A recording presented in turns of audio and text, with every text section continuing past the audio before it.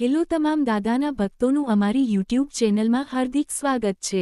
તારીખ 11 અને 12 એપ્રિલ 2025ના રોજ સારંગપુર ધામમાં ગુજરાતનો સૌથી મોટો શ્રી હનુમાન જન્મોત્સવ અદ્વિતીય અને ભવ્યાતિભવ્ય મહોત્સવ ઉજવાયો, જેના સમાચાર દરેક ગુજરાતી સામાયિક પત્રોમાં લેખો આવ્યા છે અને ગુજરાતના મોટા ભાગના ભક્તોએ સારંગપુર ધામમાં દાદાના જન્મોત્સવનો લાભ લીધો જ હશે।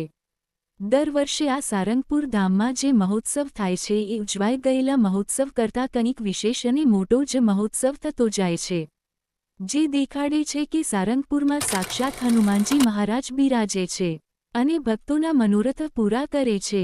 આ વખતે દાદાના જન્મોત્સવમાં સારંગપુર ધામમાં સવારે ભક્તોનો એટલો બધો પ્રવાહ આવી ગયો હતો કે જેથી થોડાક સમય માટે મંદિરના દરવાજા બંધ કરવા પડ્યા હતા। સારંગપુર ધામમાં અલગ અલગ વિભાગમાં 3000મી વધુ સ્વયંસેવકો સેવા આપી રહ્યા હતા। મંદિરનું વિશાળ કેમ્પસ, વિશાળ પાર્કિંગ, ગુજરાતનું સૌથી મોટું ભોજનશાળા આ બધી જગ્યા આ દિવસે નાની પડી ગઈ હતી। હવે આપણે સૌ વિચાર કરીએ કે આટલી બધી સુવિધા છતાં જગ્યા નાની જ પડે છે। દિવસે ને દિવસે સારંગપુર ધામની પ્રગતિ અને હરણફાળ વિકાસ દાદાના આશીર્વાદથી થઈ રહ્યો છે, જે તમે વિડીયોમાં જોઈ શકો છો કે એક પણ ગુજરાતના સમાચારવાળા બાકી નહીં હોય આ સમાચાર છાપવામાં। પૂરા 2 દિવસ દાદાનો જન્મોત્સવ ભવ્ય રંગે સંગે ઉજવ્યો। દાદાના જન્મદિને લાખો ભક્તોએ પદયાત્રા કરીને દાદાના દર્શને પધાર્યા। રાજશાહી ઢબે રાજોપચાર પૂજન યોજાયું અને સૌથી હર્ષભર્યો ક્ષણ રહ્યો જ્યારે 1008 કિલો પુષ્પોથી શ્રી કષ્ટભંજનદેવ દાદાનું મહાભિષેક કરાયો। દાદાને 251 કિલો પુષ્પ અને 25,000 ચોકલેટથી વિશિષ્ટ વધામણા આપી।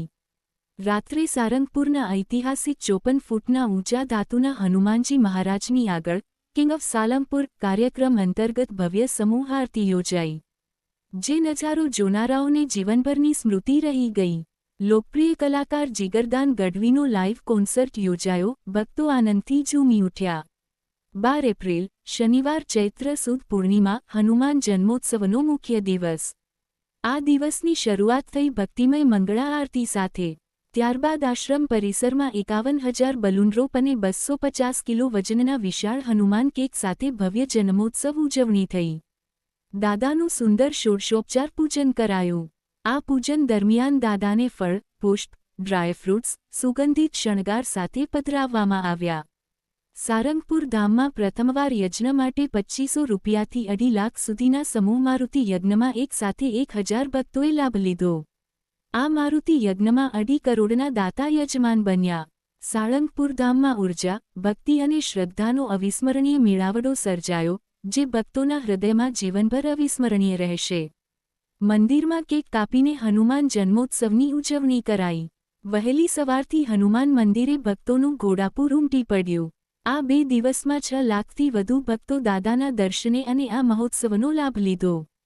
અને તમારામાંથી કોણ કોણ સારંગપુર ધામમાં દાદાના જન્મોત્સવમાં દાદાના દર્શન માટે પધાર્યા હતા અમને કોમેન્ટમાં જણાવો। અને તમામ ભક્તો કોમેન્ટમાં જય શ્રી રામ, જય હનુમાન દાદા લખીને જ જાય, કારણ કે દાદાના મહિમાના અને આ જન્મોત્સવના મોટા મોટા લેખો અને ફોટાઓ સમાચારવાળા છાપતા હોય તો આપણે તો ખાલી કોમેન્ટમાં દાદાનું નામ જ લેવાનું છે। એટલે પ્રેમથી સૌ ભક્તો તમે હનુમાન દાદાને કયા નામથી બોલાવો છો એ કોમેન્ટમાં લખો। દાદા તમારી બધી મનોકામના પૂર્ણ કરશે। સારંગપુર ધામના દાદા કેવા પ્રતાપી છે એ તો આપણે સૌ જાણીએ જ છીએ। સારંગપુર ધામને યદ કરવી ત્યાં એ દાદાનું ભવ્ય સાનિધ્ય, દાદાની 54 ફૂટની આખા બ્રહ્માંડમાં બીજે આવી ધાતુની મૂર્તિ નહીં હોય એવા અદ્ભુત દાદાની ભવ્ય પ્રતિમા। સારંગપુર ધામમાં પહોંચતા જ ભૂતડા ધૂણવા માણે એ દાદાનો પ્રતાપ। દાદાના મંદિરમાં દાદાના દર્શન કરતા જ એમ થાય કે હસતા મુખે દાદા હમણાં જ આપણે બોલાવશે એવી તેમની મૂર્તિ।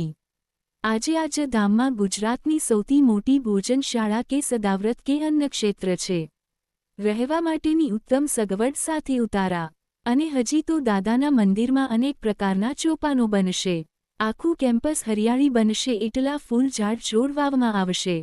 તમારા જીવનમાં સારંગપુરવાળા દાદાના ખાસ આશીર્વાદ રહ્યા હોય, જેમ કે તમારા કોઈ સંકલ્પો પૂરા કર્યા હોય, દુઃખ દૂર કર્યું હોય, ભૂતપ્રેત ભગાડ્યા હોય કે અન્ય આવા આશીર્વાદ રહ્યા હોય તો કોમેન્ટમાં જણાવો, જેથી બીજા ભક્તોને પણ ખબર પડે કે કેટલા બધા ભક્તોના મનોરથો દાદાએ પૂરા કર્યા છે।